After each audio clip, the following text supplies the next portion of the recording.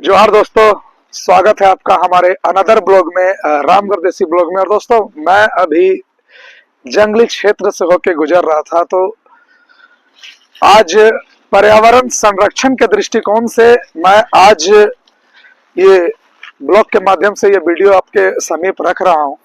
और जैसा कि आप देख पा रहे होंगे, आसपास में बहुत सारे आपको पेड़ पौधे दिखाई दे रहे होंगे। चूंकि ये जंगली क्षेत्र है और ललपनिया जाने के क्रम में आपको ये दिखाई देगा ये जंगल, और ऐसे बहुत सारे जंगल आपको झारखंड में दिखाई देंगे। लेकिन सवाल ये है कि आने वाली पीढ़ी के लिए क्या ये जंगल बचा हुआ रहेगा? क्या हम इसका संरक्षण कर पाएंगे? तो इसके लिए हम लोगों को एकजुट होना पड़ेगा मित्रों, क्योंकि आज अगर हम लोग पौधारोपण नहीं करेंगे और अगर पेड़ की कटाई करते हैं, कुछ कुछ पेड़ कटे हुए दिखाई दे रहे होंगे, आप देख पा रहे होंगे, जो कि बिल्कुल सही नहीं है। हमें पौधारोपण पे विशेष ध्यान देना पड़ेगा, क्योंकि आज के समय में प्रदूषण दिन प्रतिदिन बढ़ता ही जा रहा है, जो कि आने वाले कल और हम लोगों के लिए बिल्कुल ही सही नहीं है। स्वास्थ्य संबंधी समस्याएं और बहुत सारी ऐसी बीमारियां हैं जो आज आए दिन आपको देखने को मिलेगी। रीजन, हम लोग दिन प्रतिदिन डेवलपमेंट को ध्यान में रखते हुए पेड़ पौधों की कटाई कर रहे हैं और वातावरण में प्रदूषण फैल रहा है। आज मिट्टी के कटाव, जिसे सॉइल इरोजन कहते हैं हम लोग, अगर इस पेड़ को काट दिया जाता है तो इससे क्या होता है कि मिट्टी की कटाव, कभी बाढ़ वगैरह आता है तो यहां से डायरेक्टली बाढ़ का भी रीजन है मिट्टी की कटाव।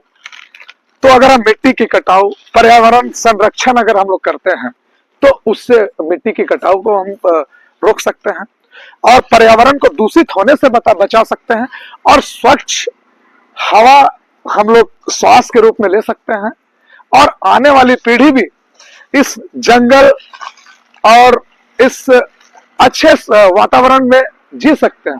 तो क्यों ना हम लोग आज ये प्रण ले कि हम लोग वातावरण को दूषित ना करके एक जुट होकर यह निर्णय ले कि हम लोगों को पौधारोपण ज्यादा से ज्यादा करना है और एक स्वच्छ वातावरण हमारे आने वाली पीढ़ियों को और हमें भी उस चीज को अपनाना है। क्योंकि अगर इस ब्लॉग के माध्यम से अगर ये मैसेज आप लोग को अच्छा लगेगा और अगर थोड़ा बहुत भी लोग अगर इस चीज को अगर ध्यान देंगे, तो मुझे लगेगा कि मेरा ये ब्लॉग बनाना बिल्कुल सार्थक सिद्ध हो जाता है। आप देख पा रहे होंगे, बहुत ही खूबसूरत सा ये ग्रीनरी इलाका है। चारों तरफ बिल्कुल ही आपको जंगल दिखाई देगा, और ऐसे बहुत सारे जंगल अभी भी है, और गवर्नमेंट की तरफ से बहुत सारी ऐसी स्कीम्स है जिसके माध्यम से पौधारोपण का कार्यक्रम अभी चल रहा है। तो ये पौधारोपण कार्यक्रम गवर्नमेंट के माध्यम से तो हो ही रहा है, लेकिन हम सबको भी आज ये निर्णय लेना पड़ेगा, क्योंकि अगर आपको स्वस्थ रहना है और एक अच्छे वातावरण में रहना है, बीमारियों से बचे रहना है, आने वाली पीढ़ियों के लिए कुछ संरक्षित करके रखना है, तो सबसे पहले आप पौधारोपण का कार्यक्रम जरूर करें दोस्तों। अपने आसपास, घर, अगल बगल में पौधारोपण जरूर करें, जिससे कि पर्यावरण दूषित न हो और पर्यावरण में आप पेड़ पौधे बचा सकते हैं और आने वाले पीढ़ियों को भी एक अच्छा वातावरण दे सकते हैं, हरा वातावरण दे सकते हैं, ग्रीनरी एनवायरनमेंट दे सकते हैं, और उनके लिए भी कुछ बचे।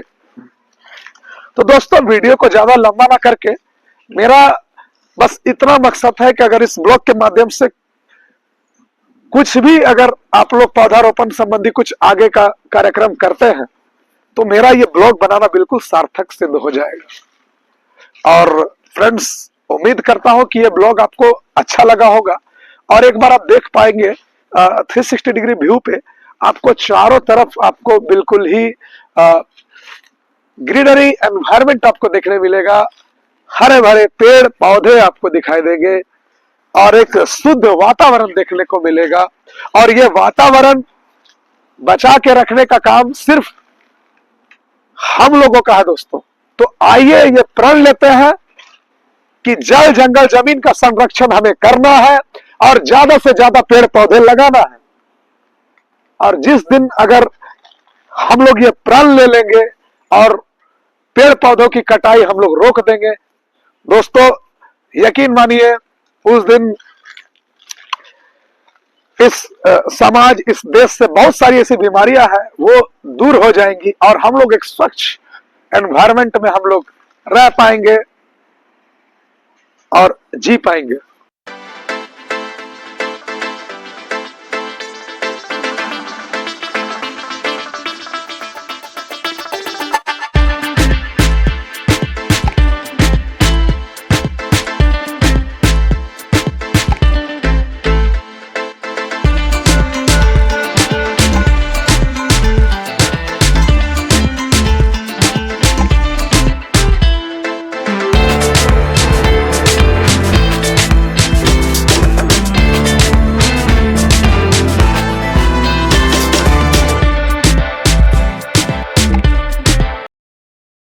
दोस्तों अब बात आ जाती है पर्यावरण दिवस पे।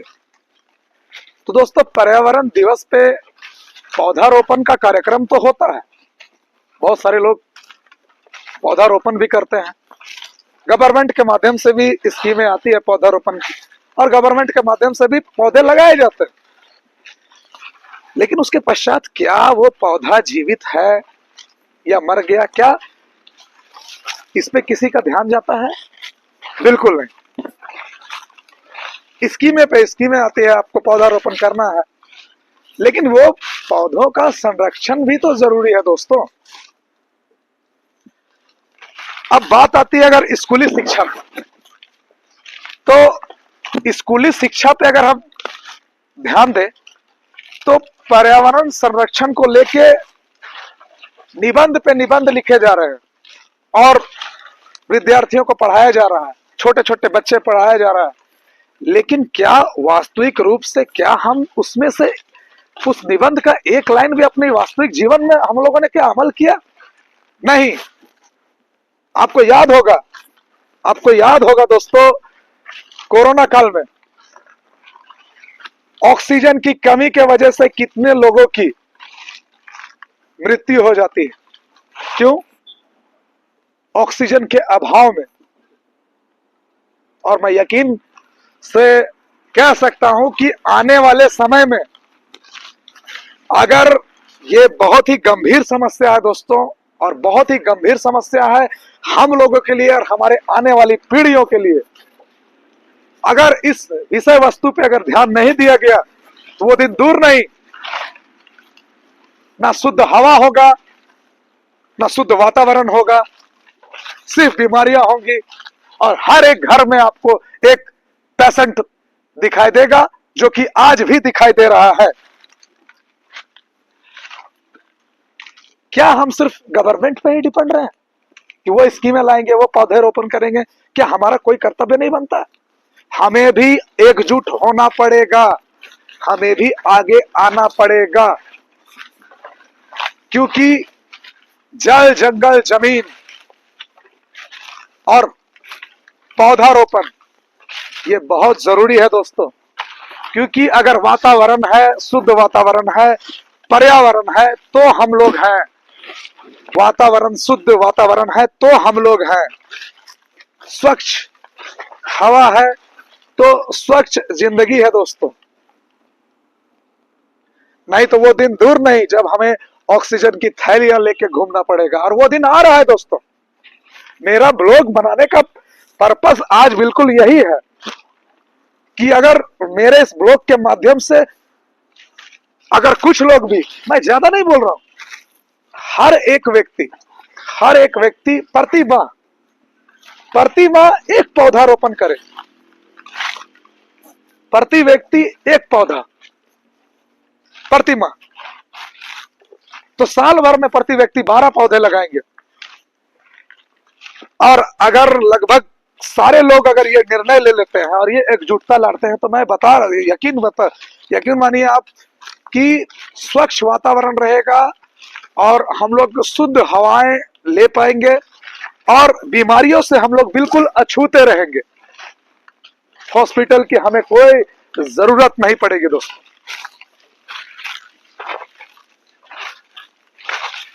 और बस मैं इतना ही कहना चाहता हूं कि भविष्य में ऑक्सीजन की थैलियां लेकर हमें घूमने की जरूरत ना पड़े तो जरूरी है क्या, एकजुटता, एक संगठन कि इस पौधारोपण कार्यक्रम को हम गवर्नमेंट को ही सिर्फ ना छोड़ के हम इसे अपने जीवन में अमल करें, जिससे कि वो स्कीमें बनाई तो जाती हैं लेकिन उसका संरक्षण नहीं किया जाता, वो लगा के छोड़ दिया जाता है। अब पौधे जीवित है मर गए उससे कोई फर्क नहीं। लेकिन अगर हम ये डिसाइड करते हैं, अगर हम ये निर्णय लेते हैं और हम पौधारोपण कार्यक्रम करेंगे हम लोग, तो यकीनन उसमें डेली पौधे में पानी भी डाला जाएगा और वो पौधा जीवित भी रहेगा और एक शुद्ध हवा भी हमें मिलेगा अपने आसपास के इलाकों में, समाज में, और देश हमारा बिल्कुल ही प्रदूषण फ्री होगा दोस्तों और बीमारियों से बिल्कुल हम लोग अछूते रहेंगे। हमें किसी ऑक्सीजन सिलेंडर की जरूरत नहीं पड़ेगी। इतना ही बोलकर मैं ज्यादा अपने इस ब्लॉग को ज्यादा ना खींचते हुए बस इतना ही कहना चाहता हूं कि पौधारोपण ज्यादा से ज्यादा करें और उसका संरक्षण करें, जिससे कि हमें भविष्य में ऑक्सीजन की थैलियां लेकर घूमने की जरूरत ना पड़े, क्योंकि उस समय जीवन तो होगा लेकिन बहुत ही कष्टदायक होगा दोस्तों, बहुत ही कष्टदायक। तो ज्यादा से ज्यादा पेड़ लगाएं और वातावरण को दूषित होने से बचाएं और बीमारियों से बिल्कुल दूर रहें। इतना ही बोलकर मैं अपनी बोली को विराम देता हूं और उम्मीद करता हूं कि आपको ये ब्लॉग अच्छा लगा होगा। तो अगर रामगढ़ देसी ब्लॉग में आप नए हैं तो चैनल को सब्सक्राइब कर लें और अच्छे और यूनिक कंटेंट मैं आपके समीप लाता रहूंगा। जय झारखंड, जोहार झारखंड, धन्यवाद।